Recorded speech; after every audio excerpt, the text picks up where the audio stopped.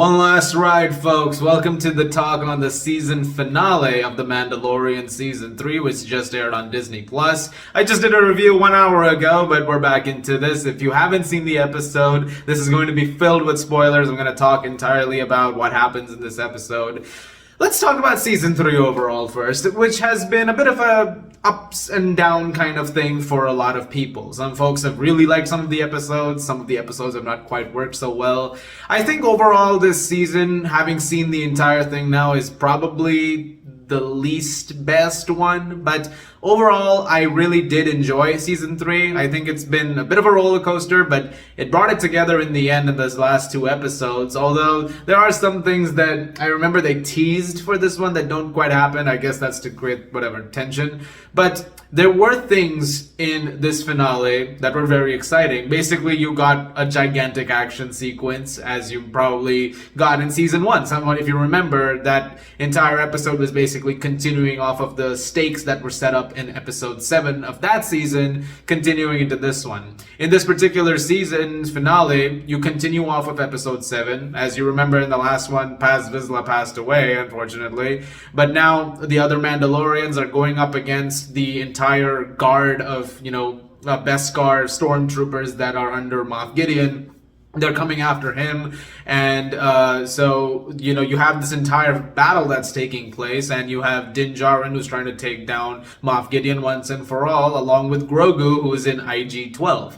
This is a pretty great episode. I mean, it's a big action finale, but it's one that I thought really worked pretty well. I mean, it has a lot of really great, awesome, and pretty energetic and intense moments to go along with it, and I think it does some pretty cool stuff, especially when it comes to doing some setup stuff on the side. I mean, for what it's worth, this season has been kind of important when it comes to setting up the sequel trilogy, because you had hints of that in the few episodes which talked about cloning and stuff like that.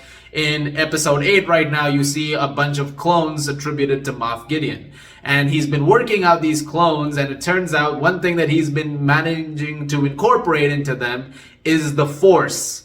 And this is something that's been discussed for a long time. It's like, how are they going to do that? That's crazy. And now, when you get to episode 9 and you have that one Palpatine clone, it's like, how does a clone have the Force? It's like, well, I guess they were working on it, Now, whether or not that works for people in terms of a sequel validation is one thing, but in the middle of the action, you get that big revelation. I love the fight that you got with him and the Dark Trooper, the new thing with Din Djarin. I feel like he gave Mando a run for his money for sure. And the stuff that you get with the Praetorian Guards versus Grogu, very scary. Obviously, I don't think anything's gonna happen to that child at any point, because I feel like if Lucasfilm wants to keep their building and their electricity running, they're probably gonna want to keep that kid going. But in the case of the action, it was still pretty intense. I mean, you were wondering how they were gonna get out of this, because it's very much the artillery coming down upon all of them, and you do get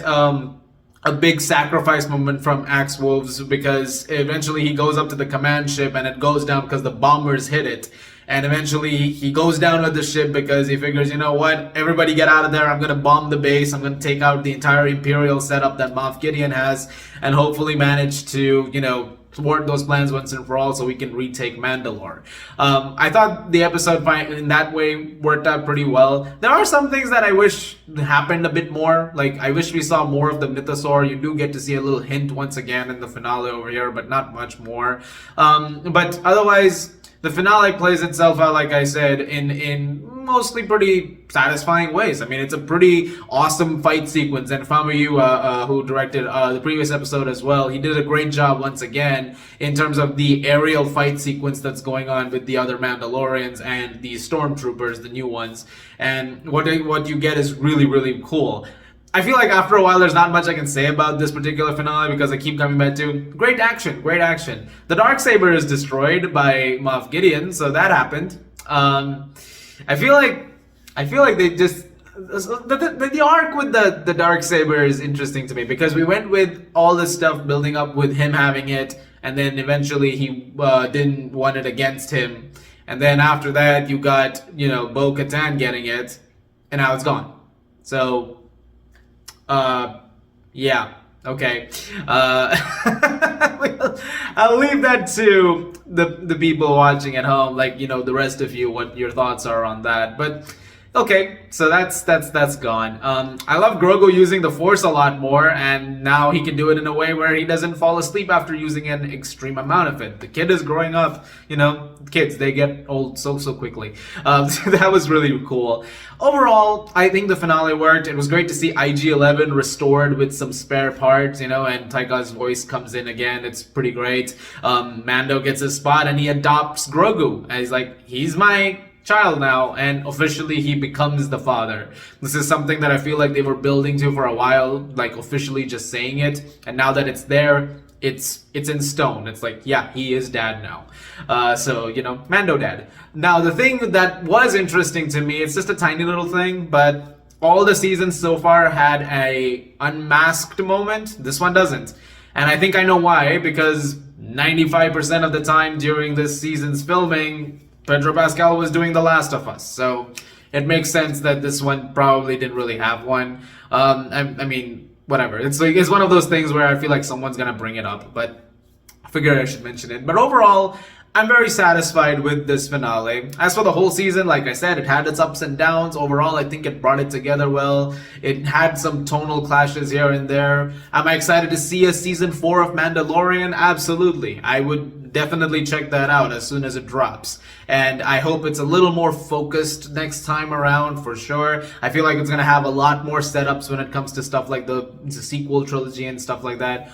We'll see what happens. But overall, I think it ended off fine. I think it ended off pretty satisfying, and again, like I said, probably the weakest of the 3 seasons, but fairly solid overall. Let me know what you guys thought of the finale to Mando Season 3 in the comments down below. Is there something that you saw and you thought, okay, that's cool? Oh, I should mention, Moff Gideon blows up in it.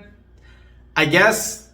We'll see. I don't know. Star Wars for me is very interesting because I'm like, yeah, they say the villain's gone, but is the villain really gone? We will see soon enough. And thank you very much for watching. Thank you very much for following me for the last several weeks on these live things that go up after the episode airs. It's been crazy, I know. But I really appreciate the support. I really appreciate the love. I hope you guys have enjoyed these videos. And I look forward to doing this again with something down the line. As always, if you like this, please do subscribe. And thank you very much once again. And may the Force be with you.